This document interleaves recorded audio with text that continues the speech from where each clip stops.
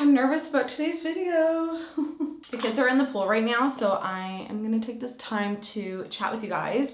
I'm not gonna lie, I've had something on my mind for a while now that I really didn't know how to talk about it, but I feel like you guys are I treat you like my friend, my close friend. So when there's something I feel like I can't talk about, it feels like there's like an elephant in the room with our relationship. And I've been wanting to talk about this for a while because it's just been affecting my life a lot right now, but there's just such opposing sides to it. Some days it even feels like politics. Like, it's crazy the opinions people have about this topic, which is why I've been scared to talk about it. I'm scared of the shame, the guilt, the judgment, all of it. And so I've just kind of avoided it, but it's been something that's been really affecting my life, Matt's life, our whole family's life the last few months, and we need to talk about it. I mean, you might already know by the title of this video, but we're gonna be talking about sleep.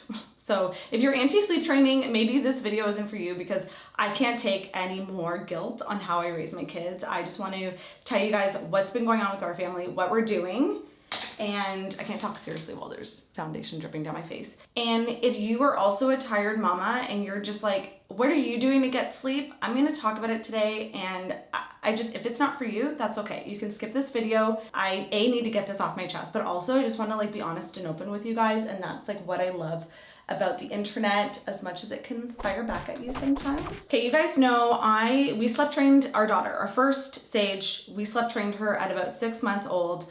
I was naive with the world of sleep training. I mean, I knew what we were doing, but I didn't realize that there was such polar opposite opinions on what that looks like, what sleep looks like for different families. I just thought, oh, this is what works for us. This was great. Oh my gosh, I didn't know about this. And then I shared it on the internet and people teared me down. And I was only sharing because I had so many people ask me what are you doing with your daughter for sleep? How, because I would just be like, oh, she's sleeping. She sleeps 12 hours a night. She's a great sleeper. And I vlogged my life. I still do. And she slept pretty much straight through the night ever since 6 months old, because we went through a really bad 4-month sleep regression, as a lot of families do. And it was a month and a half of I'll just do a quick summary. It was pretty much almost 2 months of Sage waking up at one point it was every hour and a half, guys. And my mental health was struggling. I felt like a shell of a person. It was awful. It was way worse than the newborn lack of sleep. I just never felt that type of exhaustion before. It felt like sleep torture. I think the biggest issue is when people hear the term sleep training, it's very triggering because people have an idea of what that is. It's oh, you put your kid in their bed and you basically shut the door and let them cry themselves to sleep. And you're like, peace out, see you in the morning. And that's not how I learned about it. So I just didn't associate the two together. For me, sleep training is sleep supporting. It is teaching your kid a valuable skill to be able to self-soothe and have a good, long, juicy night's sleep. Because sleep is restorative, is healing. Sleep is everything. You find that out as you get older, but it is so important for kids to learn how to sleep and be able to do it on their own. Everyone has a different opinion. People will be like, no, kids are meant to sleep with their parents. We do a mix of co-sleeping. Whether if they're sick, they're in bed with me. If they're breastfeeding, early morning, I have them in bed with me. I'm not a one-size-fits-all situation at all. The issue is with Oakley, I thought I was gonna do the same structure as I did with Sage, but because of the internet, I second-guessed my instincts and what I thought was best for our family, because the internet just made me feel like what I did with Sage was traumatic to her and wrong. I wish I could go back and just do things the way I felt was right, instead of letting other opinions make me feel like I had to change how I was parenting and make me feel like what I did with Sage was wrong. I did sleep train him a little bit, but not I feel like I half did it because I was on the fence about it. And the issue with that is once he got sick or he was teething, I basically resorted back to him just coming into bed with us all the time, which for some families it works. Co-sleeping works, whole families in the bed, that works. The problem is I don't, especially as a breastfeeding mom, when you have a breastfed baby in bed with you, they are on the boob the entire time. The way I'm twerking, the way I'm twerking having to move my body to breastfeed on both sides, my back and shoulders and neck have been killing me. And the reality is, like, I'm just hyper aware that there's a baby in bed with me. I'm not fully rested. You know what I mean? Like, I'm like half asleep. And the other issue too is, like, anytime Sage would get up, then she would want to come into bed with us. There's no way we can have a baby or a young toddler with a 4-year-old and 2 of us sleeping in one bed. Like, it just was not working. I'm jumping a little bit all over the place here, but like, I just want to chat with you guys like I would a close friend, because that's what you guys are. And I feel like YouTube is like the friendliest place on the internet sometimes, and it's where I feel most comfortable opening up and just being honest with you. Long story short, Oakley is almost 1.5 years, and he is waking up all the time. His sleep is horrible. It pretty much went downhill after he had croup. It was so scary. It was super mild, but still terrifying.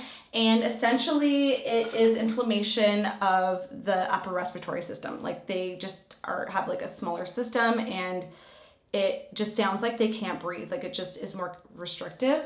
I don't know, guys. I'm catching up on sleep still. And so I felt like after that, anytime he was crying in bed, I like wanted to get him right away, because I was scared that the like inflammation from just crying would cause croup again. I don't know, it was really scary. It traumatized me a little bit. If you've gone through that or any like health scare with your kid, it's terrifying. You're just like, oh my God, I don't want you in bed upset. So essentially our sleep training that we did, although light, the work that we did was gone, because I basically, anytime he would wake up, I just brought him into bed with us, gave him milk, and it was working for a bit. Like, he would fall asleep with us, and I thought, okay, whatever. Like, and also like, there's something about like not knowing if this will be our last kid. And I'm just like, I just want to soak up this time. In the moment, I felt like it was the easiest thing to do. I'm like, if I just bring him into bed with me, everyone will go back to sleep and it'll be fine. And also, I was always worried. There's something about, it's different sleep training your second child, because you're scared that they're gonna wake up your first child, and then you're like, I don't want 2 kids awake. So you just like grab them and you're like, shh, shh, shh, like right away. You don't even give them a chance to resettle, because like, kids wake up all the time. We wake up, and sometimes we're just like tossing and turning a bit, and we go back to bed. But I just would always just bring him into bed, and it basically erased all the work we did. And for a while I thought this is fine. This is how our family dynamic will work. I was getting so much guilt from the internet, feeling like second guessing myself of like fully sleep training Oakley. So I thought, you know what? I feel bad. I'm not gonna do it. And I just thought, okay, whatever. He sleeps good in bed with us. That did not last long. Basically, we got to a point that he would just roll, toss, and turn and be up for hours in bed with us. Like, he literally did not have the skill of putting himself to bed. He had to be fully rocked to bed, carefully laid down, and like if you even shuffled in bed, he would be up, and it was the most uncomfortable sleep. He was so exhausted, guys. There was one night I was like, why won't you sleep? Like, it was crazy. Like, it just hours. Sage never did that. Even on bad nights, like, I could just like give her milk and she'd go right back to bed. Oakley, not like that. We have been in Florida for a couple weeks and basically are getting no sleep. We got here, he was teething, he got a new tooth, and then he got the most mild man cold. Like, Matt had a sniffle and somehow Oakley got hit hard. He didn't even have like that much congestion. He just had the tiniest bit of a sniffle. His sleep gone out the window. He was waking up. There was one night, I think he woke up 3 or 4 times. And then there was one night that he woke up for hours, actually a couple nights, for hours, and did not go back to bed. And he was happy. He wasn't even sick. If my babies are sick, I will be up all night with you. He was just like, la, la, la, wide awake, didn't want to go to bed. And I would try to have him in bed with me. I would try to soothe him in his crib. Nothing worked. And I think that's when we've just realized, like, he doesn't know that he needs to lay down and go to bed. Like, even in his crib, he will just stand. He does not have the skill to put himself, to know how to sleep. It got to a point that we literally had to like rock him to sleep, lay him down so carefully and tap his bum for, like, we'd be like 1 Mississippi, 2 Mississippi, like we would be in there for like so long tapping his bum, carefully sneaking out, and then he would wake up. When they're like a baby, you expect this, but like we are like in toddler territory, and like I feel like I have not gotten a proper night of sleep in months, and I've been just dreading putting him down to bed. Like, it's literally been stressing me out. Like, as like it gets dark at night, I'm like, oh, it's gonna take me an hour to put him down. Like, and that's not including our routine. Like, we do our bedtime routine, and then literally takes me an hour to settle him down because I'm like back and forth, in and out, in and out. He's so upset, and then he like wakes up like 2 hours later screaming. And it's just been a rough go, and I just got to the decision, like, we gotta sleep train him. Like, this is crazy. When it comes to sleep, you just gotta figure out what works for you and your family and not let the opinions of other people sway your judgment, because I feel like with anything I do with my kids, it's always been from my own instincts of what feels right. I listen to all the information, I see all the options, and then just like feeding, we did a hybrid of baby-led weaning and purees, because I didn't feel right giving my 6-month-old like a chunk of steak or a rib. I did what felt right for me, and I then made my decision based on that. It's not black or white. You don't have to just pick one way and then you're stuck with it. Like, if you initially chose that sleep training wasn't right for you and your family, and then 2 years later they're still not sleeping throughout the night, and you're just like, I like cannot live like this. Like, I'm so exhausted. I've lost myself. It's affected relationships in the family, which no one talks about how it affects your relationship with your partner, relationship with your other kids.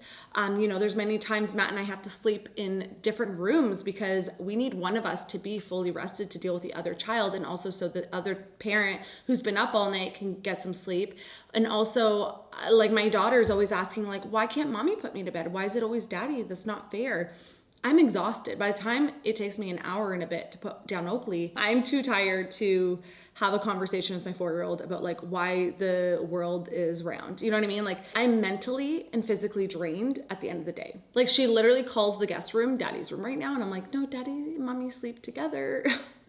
But she thinks we don't, because like lately we haven't been, because it's like survival mode right now. It's okay to choose one thing and then change your mind down the road. I feel like a lot of us feel like if we picked one path, we have to stay within that and we can't detour to another one, or we might get judged. Like, I thought you were on this team, how come you're doing this now? And so I've avoided talking about sleep for a long time, because there was a time where I thought, maybe I don't like sleep training. Maybe that wasn't the right decision for us. And then so I kind of stopped talking about it a little bit, and then we were also struggling. So I was like, I don't know what feels right anymore, and I'm really confused. I get criticized for even how I feed my kids, what I feed them, but I share regardless, because I know that the majority of you guys watching just want some inspiration and helpful tips for feeding your family and your little ones. If I do something one way and you do it the other way, it doesn't mean your way is wrong. It just means that we have different ways of parenting. I actually love that exists, because I learned from you guys. I learned from moms around me, like, oh, you do it like that? Huh, interesting. Like, we are learning as we go. We are not born experts. We only have the experiences that maybe we had growing up, or like what we learned from books and experiences and society. It's so easy to feel like you have to do what everyone else is doing, or that what people tell you is right or wrong. But like, just because I do a certain way, it might not resonate with you, and that is totally okay. I respect that. I think the issue is when we tear other people down because their opinions and choices don't align with ours. In all aspects of life, I feel like if someone has a different way of doing things, we instantly think, well, your way is wrong and my way is right. Okay, so I got some sweet potato fries, blackberries, and some almond flour breaded chicken fingers that I made last night, which he did not eat. I think he had too many snacks yesterday. My bad. Hopefully he eats some for lunch. I was like, I'm just gonna save them and try again tomorrow. Blackberry and fries. This little finger, this little finger, this little finger. We're also going through the 1-year-old picky eater stage, which is really fun. The chicken is so good. Look, Oakley. Oh, whoa. Okay, we're gonna try rice cracker with some cottage cheese and see if that will like coax him into sitting down. He's fighting it. Oakley, you have to eat. Yeah.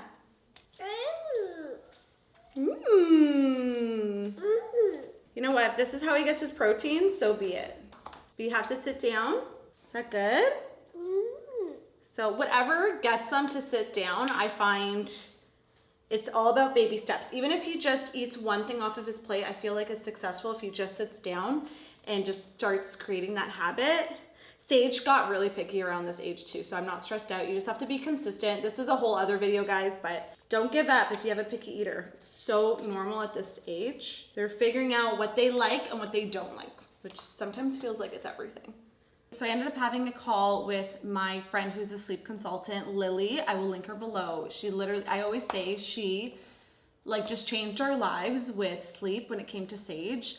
And even Sage now being 4 and a bit years old, like she is such a good sleeper, enjoys sleep. You know, of course, there's times where she's like, I'm not tired, I don't want to go sleep. But she is so comfortable in her bed. It's just a very healthy relationship, and she knows how to put herself back down to bed if she wakes up throughout the night. There's obviously the rare occasion where she wakes up in the middle of the night because she's got to go pee, she's thirsty, or she has a bad nightmare. But for the most part, this girl sleeps 12 hours every single night. And when I tell people that, they think like, oh, you just have a really good sleeper. And I'm like, no, we did not. We worked to get here as a family. So basically, Matt and I scheduled a call with Lily, and we pretty much like told her where we were. And we all decided we have to go back to the basics and basically start from ground zero as if we have never slept trained. Because we just like I said, erased all the work we did. We had such a good conversation with her, and she really helped give us guidance, confidence, motivation, and a game plan for addressing Oakley's sleep, because you just weren't sleeping, Oakley. Yeah, you weren't sleeping. And he was just not happy. He was cranky. He was just, it was affecting like other aspects of his day. And he was drinking a lot of milk, did I spell that right? Throughout the night. So it was also affecting like his eating habits during the day because he was getting a lot of calories at night. Anyways, it just spirals into other aspects of their day and their lives. I feel like today is day 5 of sleep training, and really all that means is like we are helping to support and guide him to learning to self-soothe, because what happens is when babies wake up throughout the night, if they don't know how to self-soothe, they basically need you to go in there and put themselves back to sleep. And if they're waking up, like a sleep cycle, I believe is like 40 minutes for a baby. So they could be waking up multiple times a night, meaning you're gonna be in and out of there multiple times a night because they literally do not have the skill to put themselves to sleep. So, there's so many, I feel like even the anti-sleep training programs out there, they're still doing a form of sleep training. Like they're still guiding their kid to sleep. Are you not gonna eat anything? Guys, we're in it with the food situation too. You're not hungry? Okay, hang on. I got another idea. I need you to eat something. Freeze-dried fruit. You came here for sleep advice, not food, okay? I've had this looming over my head for what feels like months. I was like, oh, it's gonna be so traumatic. I don't wanna do it. He's a sweet little boy, like he can't handle it. Guys, last week I decided, because I wanted to wait till he was like over the cold that he had before I was starting sleep training again. It was no big deal at all. And this is training a almost 1.5 year old, which is much harder and different versus Sage when she was 6 months. So one night I was like, okay, he's feeling so much better. He had such a good day. He had good naps. I'm gonna try it tonight. I was like, okay, I'm just gonna like test out the waters. Guys, we were back and forth for about, the first night, I'm not gonna lie, it was like an hour and a half of not just like him in his room crying by himself, me in and out, picking him up, reassuring him. I brought in a stuffy to help comfort him, just in and out. That took the longest. He eventually put himself to sleep. But let me tell you, after that, the next few days, he now knows how to put himself to sleep. Last night, he slept all night. The night before, he woke up twice. Before I even had a chance, I got up, I tried to give him a little space to see if he could comfort himself back to sleep. So I went pee, grabbed a drink of water. By the time I went back to check on him, he was passed out. I've been dreading this, and it was so easy. We had a good chit chat about what it was gonna look like. The first night he slept till 7:30. We all woke up as a family. Like I was up early. I saw the sunrise. Guys, I could cry right now. This is literally the first morning, and I don't know when Matt and I have both been awake at sunrise before both kids are awake. This is gonna change our lives. No, I'm like serious. Like this is going to change our life. Wow. Usually our mornings are so different. This is such a calmer way. Oakley is literally passed out, sprawled out, I've just never seen him so passed out in his bed. Oh my God, what a night. Oakley, you did it. I'm so proud of him. Like, this is the happiest he's woken up.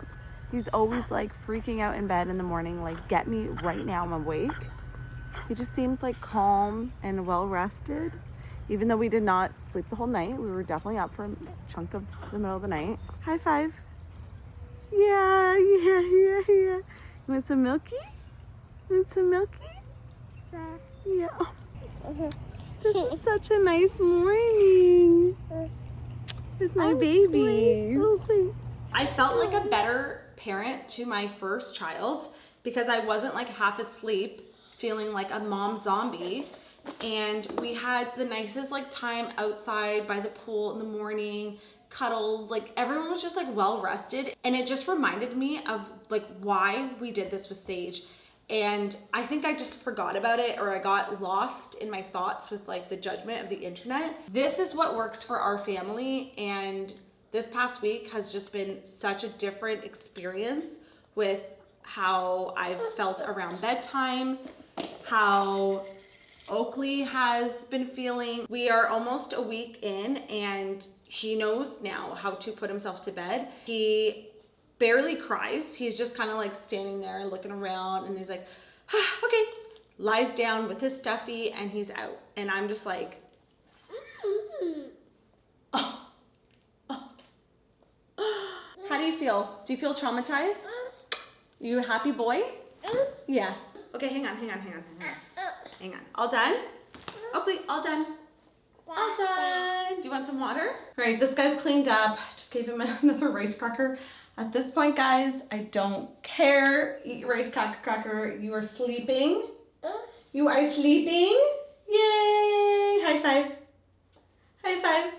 Yeah. Speaking of sleep, he's got to go down for his second nap soon. So we're going to have some milky cuddles after you finish your cracker. But yeah, let me know, guys, if you like these real chat style videos. I want to do more of them on different topics, and you know, I want to feel closer to you guys. I feel like if I open up about what's on my mind, it allows me to feel closer to you, and I just want to give you guys like what we're actually doing, real advice, real insight into what our life is like right now with 2 kids. Like I said, the sleep was the only thing, but now that we've kind of got that under control, it just has made life so much easier. Whether we're here, this was an issue back at home. It had nothing to do with traveling, so don't come at me being like, it's because his routine has changed. No, it was happening back at home and it just was awful. So I'm just so happy you are sleeping good tonight. You're so happy. I don't want to get lipstick on you.